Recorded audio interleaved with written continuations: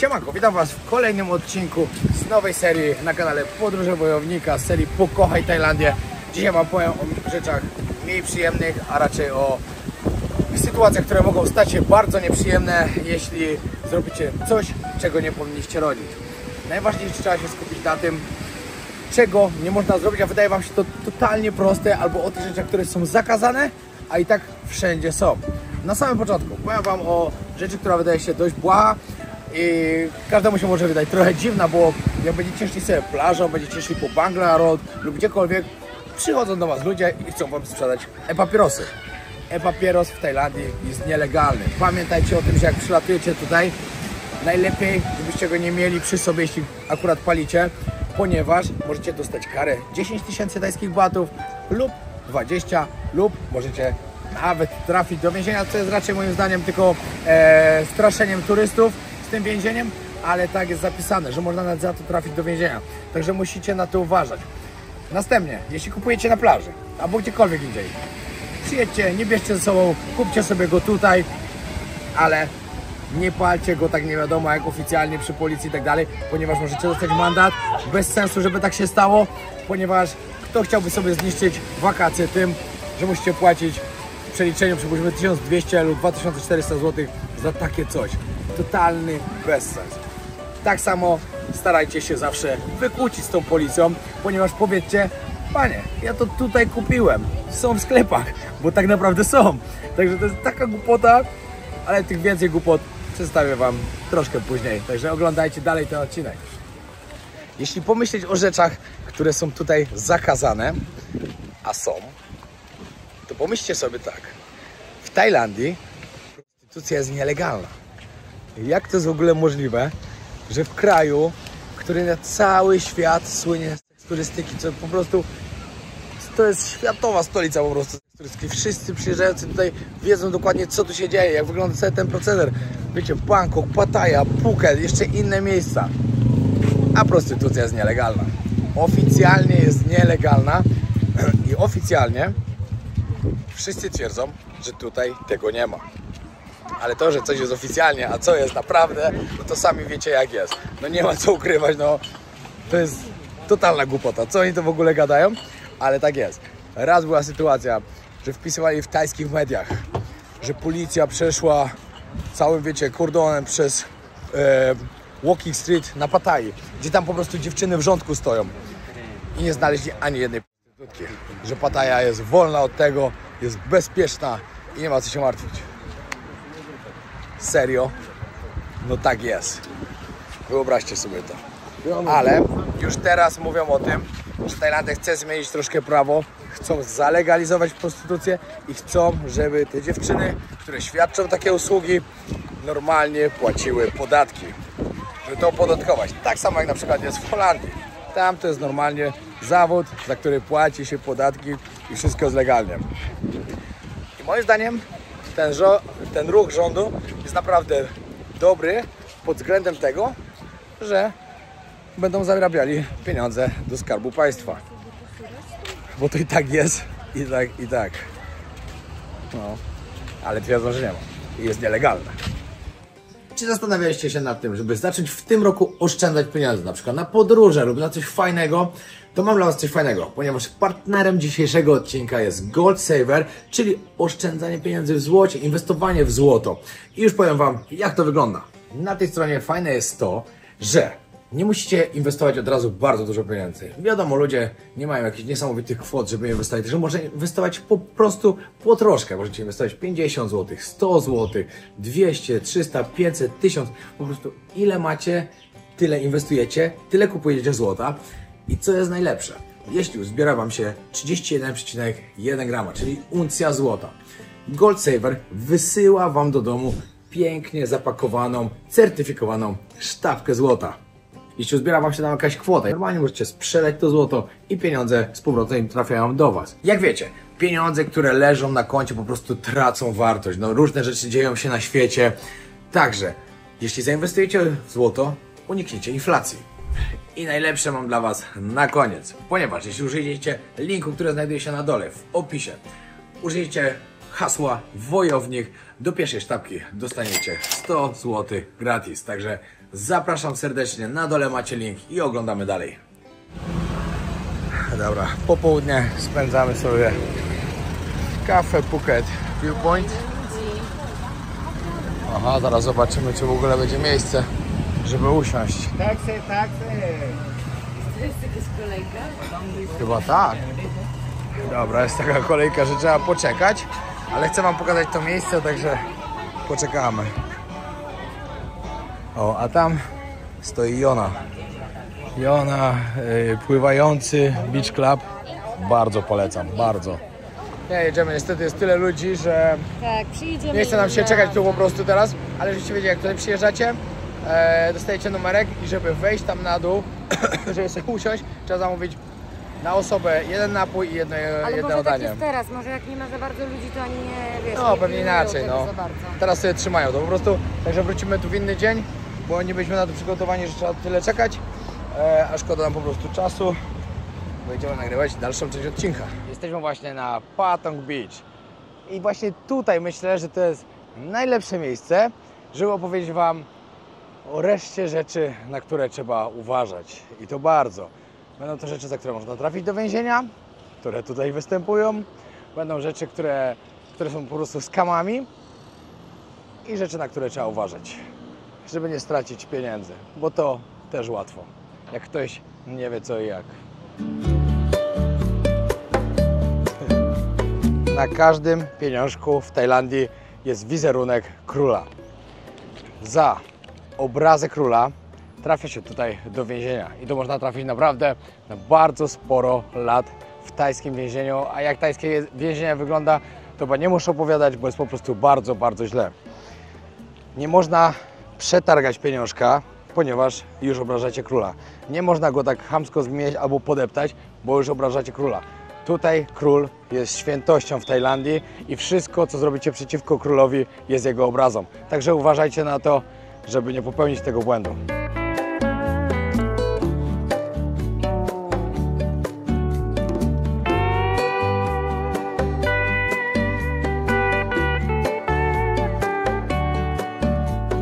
No i oczywiście, żebyście wiedzieli o tym, żeby nie wpadać w jakieś paranoje, że wam gdzieś pieniążek wypadnie albo macie zmięty go w kieszeni i tak dalej. Nie, ale były takie przypadki, że ludzie sobie nagrywali na przykład filmiki gdzieś na internet, gdzie na przykład targają sobie te pieniądze albo coś i takie coś od razu jest tutaj karane. Nie dość, że macie duże kłopoty, dużą karę dostaniecie, możecie trafić do więzienia, to możecie też dostać zakaz wjazdu do Tajlandii przez wiele, wiele lat.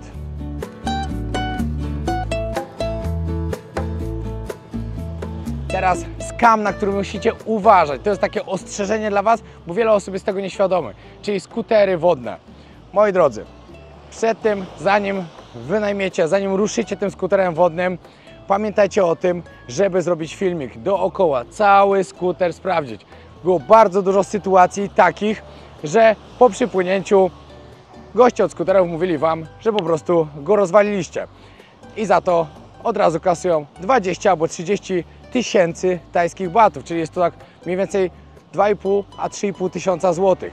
Dzwonią na policję, policja z nimi tutaj współpracuje i nie będziecie mieli wyjścia. I tak będziecie musieli zapłacić i tak. Także pamiętajcie, to jest taka mała podpowiedź, a może Was naprawdę uratować. I były już takie sytuacje, że ktoś próbował się kłócić i tak dalej, ale z tajską policją tutaj się nie wykłócicie, tak żebyście wiedzieli. Tak samo jak wynajmujecie normalny skuterek. Pamiętajcie o tym, zanim odjedziecie od pani, zanim podpiszecie dokumenty, sprawdzacie cały i nagrywacie cały dookoła, bo ludzie są nieświadomi, zostawiają później kaucję, zostawiają paszport, ktoś Wam później powie, że tu porysowaliście i tracicie niepotrzebnie pieniądze. Także warto o tym pamiętać. No i dobra, teraz skamy z taksówkami. Potocznie się mówi, tak jak mać. Potocznie się mówi, że to jest mafia taksówkarska i mają z góry narzucone kosmiczne ceny i na przykład innych nie dopuszczają. Na lotnisku to występuje.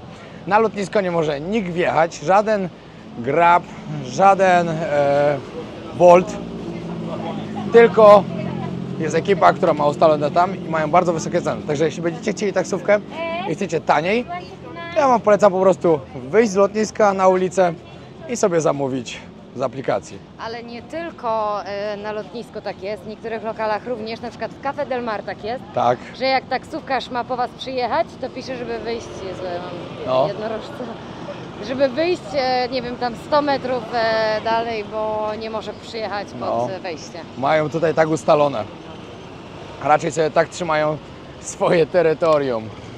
Tak to jest. Właśnie wchodzimy na Bangla Road. Przyjechaliśmy tutaj w dzień, ponieważ wieczorem było troszkę za głośno, żeby to nagrywać. Jest to miejsce chyba najczęściej odwiedzane przez turystów na Phuket. I ważne jest to, żebyście się dowiedzieli, na co tutaj uważać. W ciągu dnia wygląda to zupełnie niepozornie, a tylko zaczyna się ściemniać o 17, jak zamykają tą ulicę. Zmienia się to w zupełnie inne miejsce.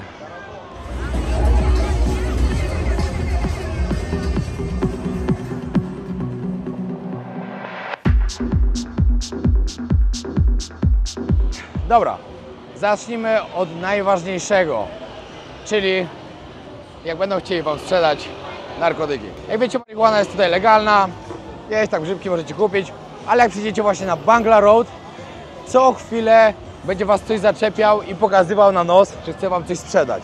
Po pierwsze, to co oni sprzedają, to w ogóle nie jest tym, co powinno być, także stracicie pieniądze, nic z tego nie będzie, ale musicie też uważać na takich ludzi, którzy was po prostu będą mogli wrobić. Sprzedadzą was to, a później złapie was policja i będą chcieli od was wyciągnąć bardzo, bardzo duże pieniądze.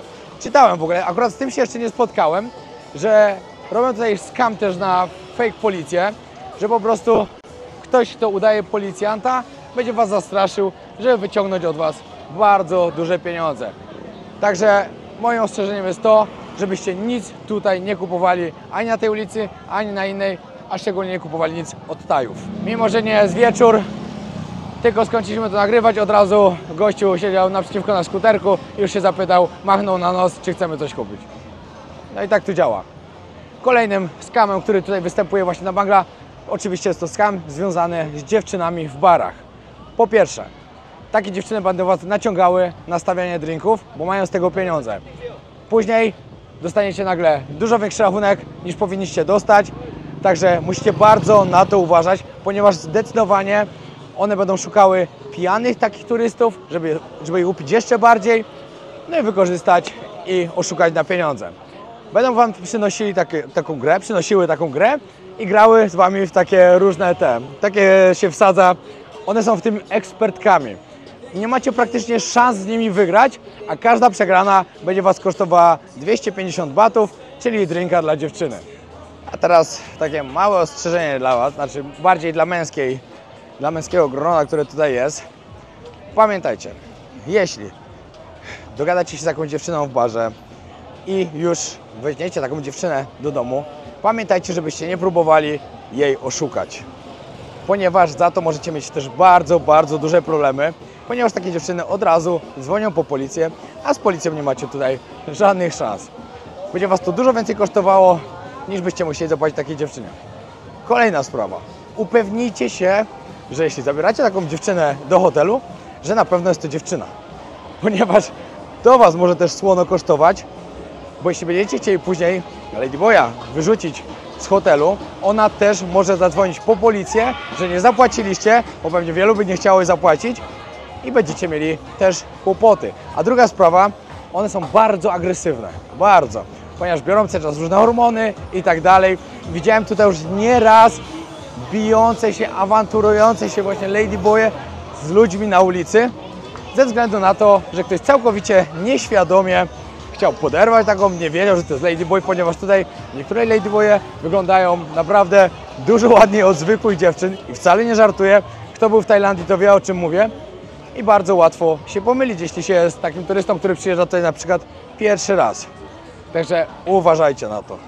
Tu taka mała podpowiedź dla was.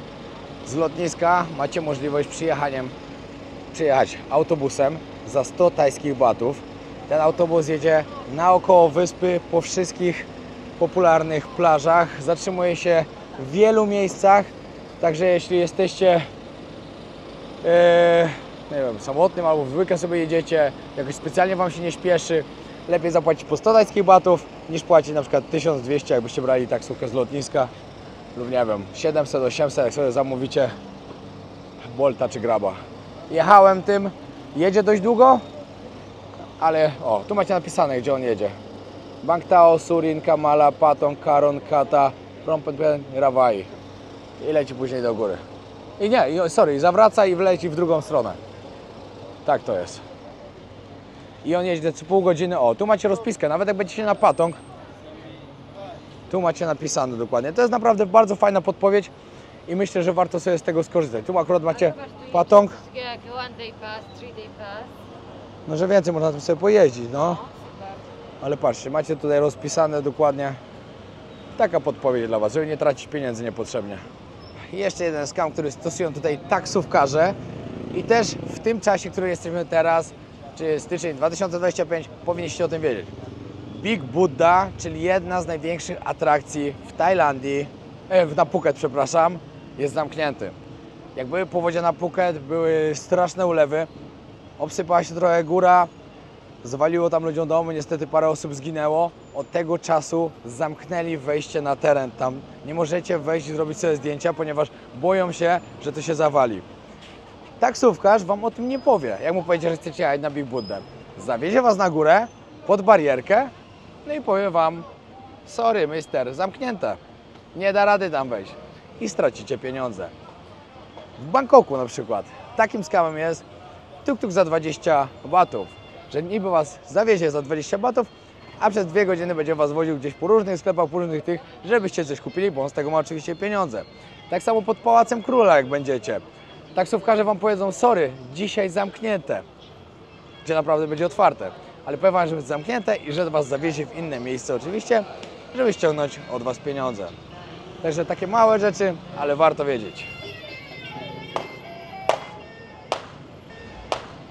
Jak wiecie, oglądacie cały czas moje filmy, dużo osób widzi, że latam dronem w różnych miejscach i pytają się właśnie, czy trzeba mieć tutaj zezwolenie, czy trzeba wypełniać te wszystkie dokumenty, dostać to pozwolenie i tak dalej.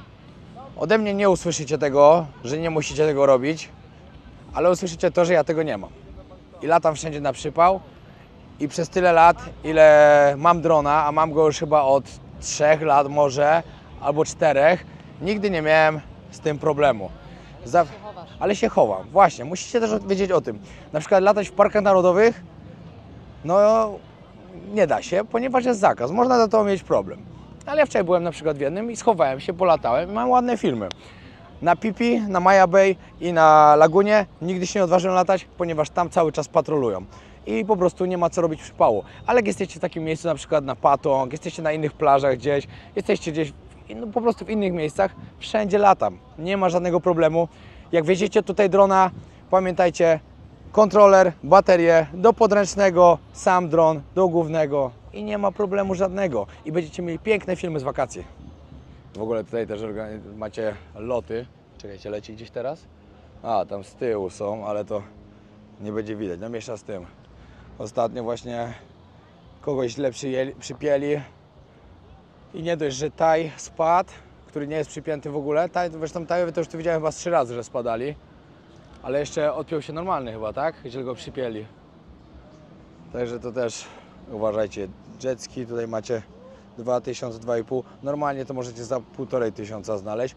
Albo też możecie się do nas odezwać i na cały dzień jest fajna wycieczka, chyba 5 albo 6 godzin. Po chyba 5 różnych wysepkach, które tutaj są w okolicy Phuket. Na skamy z wycieczkami też uważajcie. Nie mówię Wam dlatego, że po prostu my też się tym zajmujemy, ale dlatego, żebyście też nie tracili pieniędzy, ponieważ jak pójdziecie do jakiegoś normalnego miejsca, weźmiecie ulotkę, no to jest dużo droższe niż powinniście za to płacić. Zresztą widzieliście ostatnio, jak Wam mówiłem, jak na przykład gdzieś tam było Phi Phi za 4000, a u nas za 200 macie chyba, czy inne jakieś. Naprawdę są duże różnice, także lepiej się odezwać do nas, na Polacy, na Phuket i na tym też zaoszczędzicie spore pieniądze. A na wakacjach jest na co wydawać, także każda mała oszczędność może pójść na coś innego. Dziewczyny na zakupy, chłopaki na inne przyjemności do baru, na piwko lub gdziekolwiek. Jest na co wydawać pieniądze, zawsze. A zresztą na przykład możecie zamiast na jedną wycieczkę pojechać na 2 w cenie jednej. skuterki. Pamiętajcie, że nie wszędzie można parkować. Przyjedzie policja. O, właśnie, o tym mówiłem. Nawet nie widziałem, że się to stało, już mówiłem, a jednak jest. Policja przyjeżdża, zakłada wam łańcuch, przypina was do kogoś innego, zostawia kartkę, że macie zadzwonić. Dzwonicie i dostajecie mandat za złe parkowanie. Nigdy nie parkujcie w miejscach, gdzie jest przerywana linia, ponieważ nie można. Wieczorami już na to nie zwracają uwagi, ale w ciągu dnia nie można. Przypną was do kogoś innego, nie odjedziecie. Mandat jest 500 tajskich batów za to. Jeśli złapie was policja, jak jedziecie bez kasku, dostajecie 1000 tajskich batów, czyli 120 zł. Jeśli nie macie prawa jazdy międzynarodowego, które tutaj trzeba mieć, ale trzeba go mieć tylko do tego, jeżeli was zatrzymuje policja lub spowoduje się wypadek, to wtedy sprawdzają międzynarodowe prawo jazdy. Jeśli wypożyczacie skuter, nikt wam tego nie sprawdzi. Przepraszam, musicie pokazać tylko paszport i wynajmują wam po prostu skuterki. Jak wygląda też z policją tutaj? Robią blokady policyjne. Często zdarza się tak, że po prostu wam mówią, że macie zapłacić za mandat, nie wystawiając żadnych filtrów. No tak to działa. W wielu miejscach wystawiają, co jest później większy problem, ponieważ musicie ich zapłacić za taki mandat i to zajmuje dużo więcej czasu. Moja szczera opinia, to lepiej po prostu dać i jedziecie dalej. I problem z głowy. Tylko on wam musi powiedzieć, ile wynosi mandat.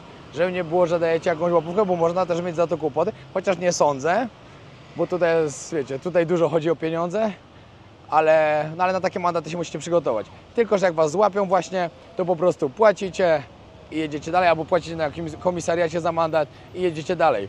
I nikogo nie obchodzi to, że wy nie macie tego prawa jazdy dalej, bo już zapłaciliście mandat i na takim mandacie możecie jeździć jeszcze calutki dzień.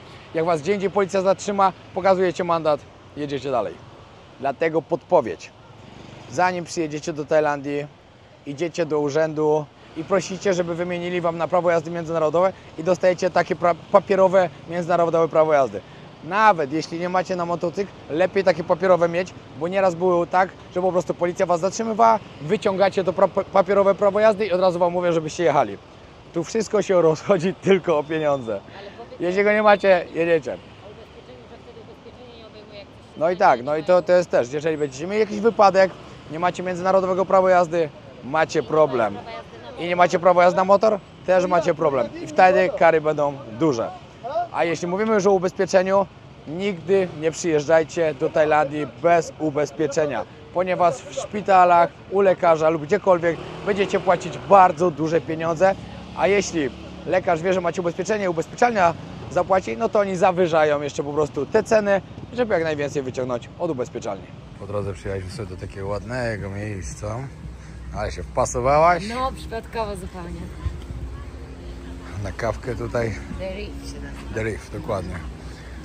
To jest na trasie z Kamala do Phuket. Do Patong, przepraszam. No, tam widać plażę Patong dokładnie. A tutaj już za zakrętem zaczyna się Kamala. Piękny zawodzik się robi, także musimy się zawijać jeszcze na jeden trening dzisiaj. No i moi drodzy, żeby nie było, że ten film miał kogoś wystraszyć, żeby nie przyjeżdżać do Tajlandii. Zupełnie na odwrót. To jest film o tym, żeby po prostu was ostrzec, jakich błędów nie popełniać.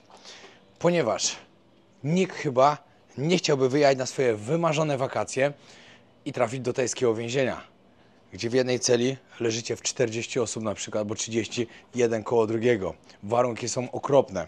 Zresztą jak ktoś wiedział lub widział, znaczy gdzieś na internecie lub czytał książkę, na przykład polecam wam bardzo ciekawą książkę 12 razy śmierć, o tym jak jeden Polak siedział tutaj właśnie w więzieniu w Bangkoku. No książka świetna, gwarantuję wam, że jak ktoś lubi czytać, to przeczytajcie ją w jeden dzień, maksymalnie w 2 dni. Naprawdę fajnie wciąga. Dodatkowo, jak ktoś przyjeżdża na wakacje, na pewno nie chciałby stracić pieniędzy, żeby płacić jakieś kary. No bo to jest bez sensu. Także posłuchajcie po prostu moich rad. Posłuchajcie o tym, o czym wam chciałem powiedzieć w tym filmie, przed czym was chciałem ostrzec. I przyjeżdżajcie do Tajlandii i cieszcie się tego miejsca. No i tyle. I to by było na tyle w tym odcinku, także dziękuję bardzo, że oglądaliście. Pamiętajcie o tym, żeby zostawić subskrypcję, bo lecimy po 1 000 000 subów. Kolejny odcinek z pięknego Hong Island, z pięknej wycieczki, która po prostu można sobie samemu zorganizować, jak się zna Phuket. No, na pewno Wam się spodoba ten film.